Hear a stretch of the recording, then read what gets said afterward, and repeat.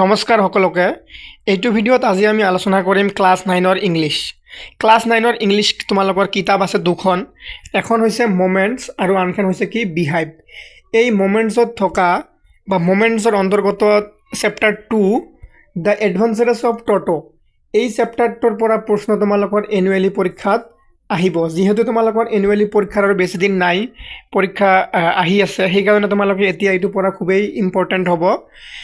এই পাঠৰ অন্তৰ্গত বা এই চেপ্টাৰটোৰ অন্তৰ্গত তোমালোকৰ বেছি প্ৰশ্ন দিয়া নাই, মাত্ৰ এই 5টা প্ৰশ্ন দিয়া আছে কিতাপৰ অন্তৰ্গত মাত্ৰ এই 5টা প্ৰশ্ন দিয়া আছে।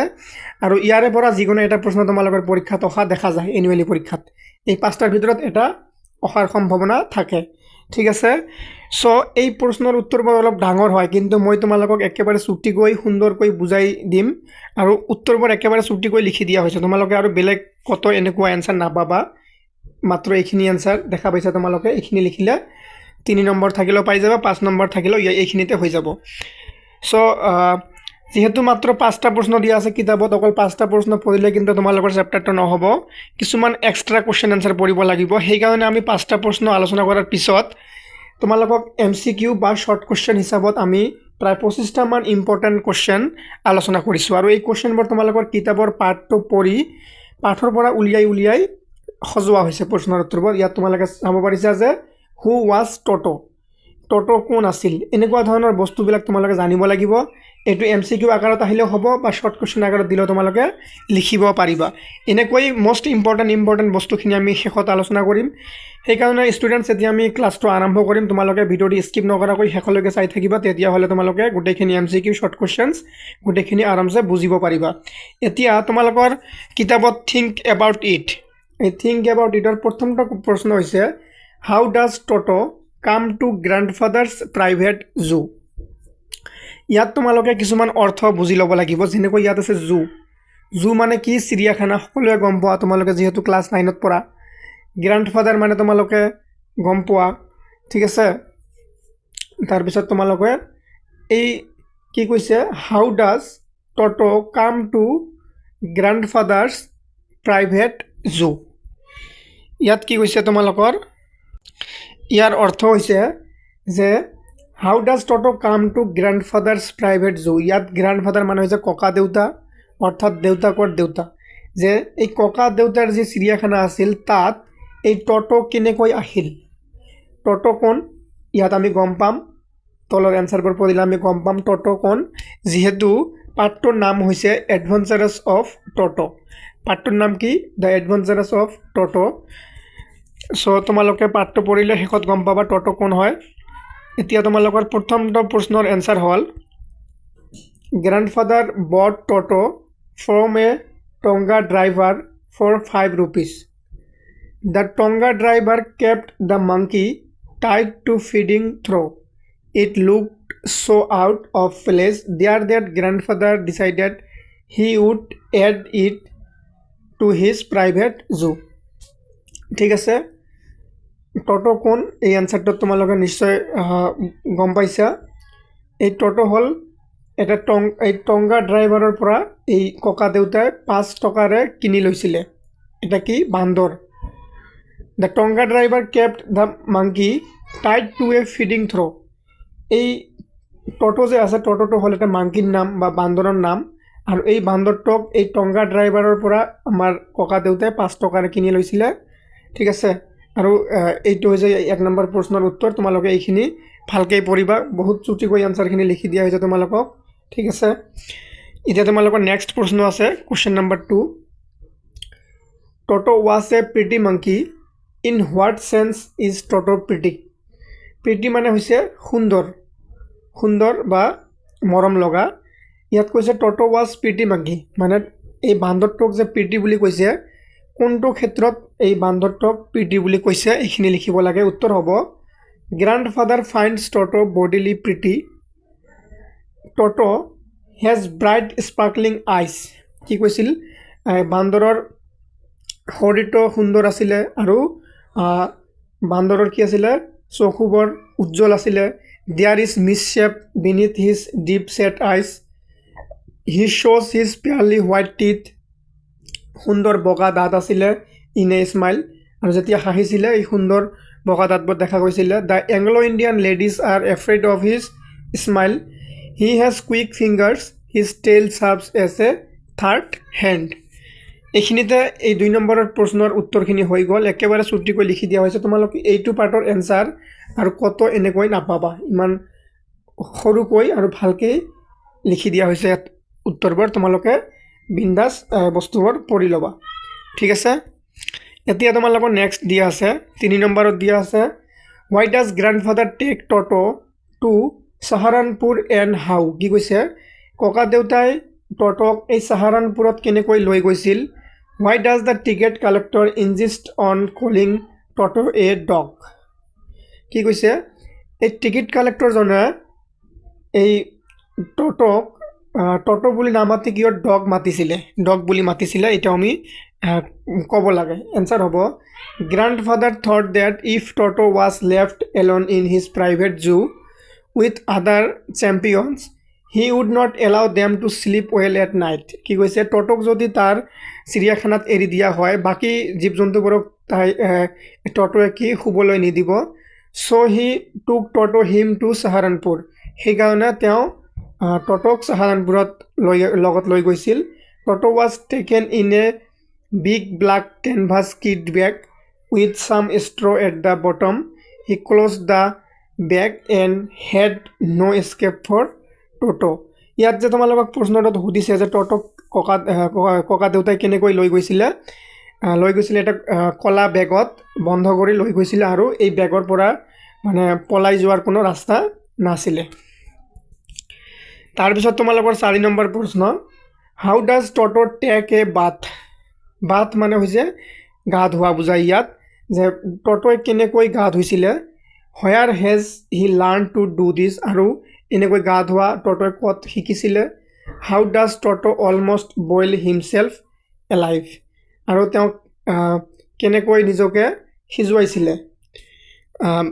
ইয়াৰ উত্তৰ হ'ব,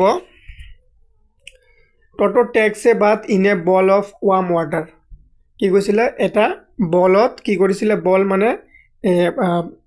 মানে তোমালোকে নিশ্চয় গম পোৱা, বলত গৰম পানীৰে কি কৰি আছিলে, গা ধুই আছিলে। He would check the temperature first then put its leg in the water 1 by 1 and apply soap as well. কি কৰে, টটোৱে প্ৰথমতে কি কৰে, এখন ভৰিৰে পানীৰ কিমান গৰমৰ মাত্ৰাটো চেক কৰি লয়, তাৰপিছত লাহে লাহে পানীত নামি আহে। তাৰপিছত কি কৰে, এই চফ মানে হৈছে আমি যে চাবোন ব্যৱহাৰ কৰোঁ, এই চাবোনৰ কথা কৈছে। ভালকৈ গাত চাবোন লগায়। As monkeys are good at aping others as Toto has learnt to do this while ৱাচিং the narrator doing the same. কেনেকৈ শিকিছিলে, মানে এই মাংকিটোৱে বা টটোৱে বেলেগক দেখিছিলে কেনেকৈ গা ধুই আছিলে, ছেইম এনেকৈ দেখি শিকিছিলে। Toto is fond of bathing with warm water. আৰু গৰম পানীৰে গা ধুইছিলে। So' once having tasted the warmth of water in the kettle Toto sits in the kettle. Toto কি কৰিছিলে, গৰমৰ মাত্ৰাটো চেক কৰি লৈছিলে, আৰু যদি চেক কৰি ঠিকে আছিলে ডাইৰেক্ট কেটেলত বহি গা ধুইছিলে। Probably he is not intelligent enough to understand the risk of boiling water, so' he pops his head up and down in the kettle. আৰু এনেকৈ কি কৰিছিলে, এই গৰম পানীত তাৰ মাথা ডুবাইছিলে, উঠাইছিলে, এনেকৈ গা ধুই আছিলে। এতিয়া তোমালোকৰ 5 নম্বৰ প্ৰশ্ন আৰু শেষৰটো প্ৰশ্ন তোমালোকৰ পাঠৰ, হোৱাই does the author say Toto was not the sort of pet we could keep for long. ইয়াৰ উত্তৰ হ'ব, টটো was in the habit of breaking dishes and containers, tearing clothes and wallpapers. Grandfather's family was not so well to bear all the losses. So the author says Toto was not the sort of pet we could keep for long.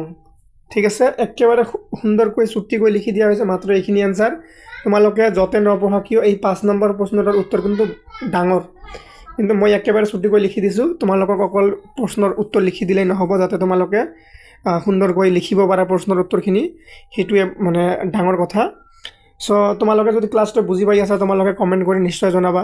নিজৰ district নিজৰ নাম লিখি জনালে মই গম পাম যে তোমালোকে ক্লাছবোৰ বুজি পাই আছা আৰু বুজি নাপালেও তোমালোকে কমেণ্ট কৰিবা তেনেহ'লেহে মই তোমালোকক বেলেগ এটা ধৰণে বুজাই দিয়াৰ চেষ্টা কৰিম নেক্সট ক্লাছত এতিয়া আমি আৰম্ভ কৰিম তোমালোকৰ MCQ বা শৰ্ট কুৱেশ্যনছ ঠিক আছে এক নম্বৰত দিয়া আছে হু ৱাজ টটো আমি গোটেই পাৰ্টটোত পঢ়ি আহিছিলোঁ টটো আৰু পাৰ্টটোৰ নামো হৈছে দ্য এডভেঞ্চাৰ্ছ অফ টটো এতিয়াহে আমি গম পাম যে টটো কোন ইয়াত সুধিছে যে হু ৱাজ টটো মানে টটো কোন ইয়াৰ উত্তৰ কি হ'ব এ প্ৰিটি মাংকি এটা সুন্দৰ বান্দৰ টটো কোন হয় টটো হ'ল এটা এ প্ৰিটি মাংকি এনেকৈ এটা শৰ্ট কুৱেশ্যন আহিলে তোমালোকে এইখিনি লিখি দিলে তোমালোকে 1 মাৰ্ক পাই যাবা বা যদি তোমালোকক MCQ দিয়ে তথাপিও তোমালোকৰ হৈ যাব সেইকাৰণে মই MCQ আকাৰত আহিছোঁ প্ৰশ্নবোৰ লৈ আহিছোঁ MCQ দিলেও তোমালোকৰ হৈ যাব নাইবা তোমালোকে শৰ্ট কুৱেশ্যনছ দিলেও ইয়াৰ পৰা লিখিব পাৰিবা আৰু বাকীখিনি মই তোমালোকক বুজাই দিম 2 নম্বৰত দিয়া আছে হোয়াৰ ৱাজ টটো কেপ্ট টটোক ক'ত ৰাখিছিল ইয়াৰ শুদ্ধ উত্তৰ হ'ব টটোক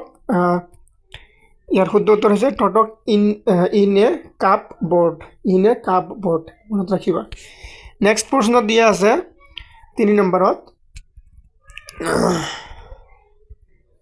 what was the colour of the Toto the monkey এই টটো নামৰ বান্দৰটোৰ ৰং মানে গাৰ ৰংটো কেনেকুৱা আছিলে বা গাৰ বৰণটো কেনেকুৱা আছিলে ইয়াৰ শুদ্ধ উত্তৰ হ'ব ৰেড কালাৰৰ আছিলে কি আছিলে ৰেড শুদ্ধ উত্তৰ ৰেড মনত ৰাখিবা যে এনে সাধাৰণতে কিন্তু কি থাকে বান্দৰৰ কালাৰবোৰ ব্ৰাউন থাকে কিন্তু এই টটো কি আছিলে ৰেড কালাৰৰ আছিলে মনত ৰাখিবা ইয়াৰ শুদ্ধ উত্তৰ কিন্তু ৰঙা হ'ব টটোৰ কালাৰটো কি আছিলে গাৰ বৰণটো টটোৰ গাৰ বৰণটো আছিলে ৰঙা বা ৰেড এইবোৰ প্ৰশ্ন অহাৰ সম্ভাৱনা আছে এইবোৰ তোমালোকৰ পাৰ্টটো পঢ়ি সজোৱা হৈছে প্ৰশ্নবোৰ কিন্তু এনেই দিয়া হোৱা নাই 4 নম্বৰত দিয়া আছে হু ডিড গ্ৰাণ্ডফাদাৰ বাই টটো ফ্ৰম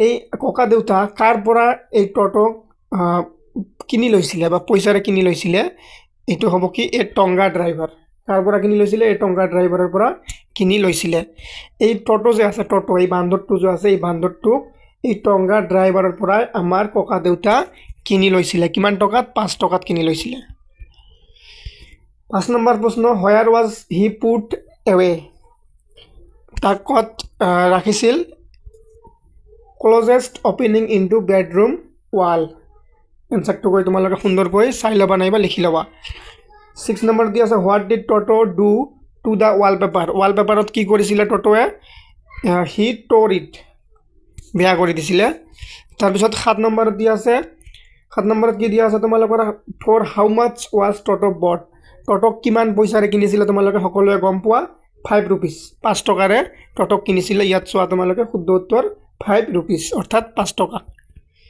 কোনে কিনিছিলে গ্ৰাণ্ডফাদাৰ বা ককা দেউতাই কিনিছিলে 8 নম্বৰত দি আছে how much did grandfather sell Toto for ইয়াৰ শুদ্ধ উত্তৰ হ'ব 3 rupees আমাৰ ককা দেউতাই 5 টকাৰে টটোক কিনিছিলে কিন্তু কিমান পইচাৰে বিক্ৰী কৰিছিলে 3 টকাৰে বিক্ৰী কৰিছিলে প্ৰশ্নটো তোমালোকে ভালকৈ চাই ল'বা হাউ মাছ ডিড গ্ৰাণ্ডফাদাৰ চেল টটো যদি বাই টটো থাকে তেন্তে হ'ব 5 rupees বাই মানে কিনা আৰু চেল মানে বিক্ৰী কৰা কিমান পইচাত বিক্ৰী কৰিছিলে 3 rupees এই ককা দেউতা বা গ্ৰাণ্ডফাদাৰে বিক্ৰী কৰিছিলে 3 rupees আৰু কিনিছিলে কিমানত 5 rupees কিনা হ'লে কি হ'ব বাই হ'ব আৰু চেল হ'লে কি হ'ব বিক্ৰী হ'ব মনত ৰাখিবা প্ৰশ্নটো আহিলে তোমালোকে কনফিউজ নহবা নেক্সট প্ৰশ্ন দিয়া আছে তোমালোকৰ 9 নম্বৰ প্ৰশ্নত what served as a third hand for Toto ইয়াৰ শুদ্ধ উত্তৰ হ'ব হিজ টেইল মানে হৈছে লেঙুৰটো এইটোক থাৰ্ড হেণ্ড বুলি কৈছে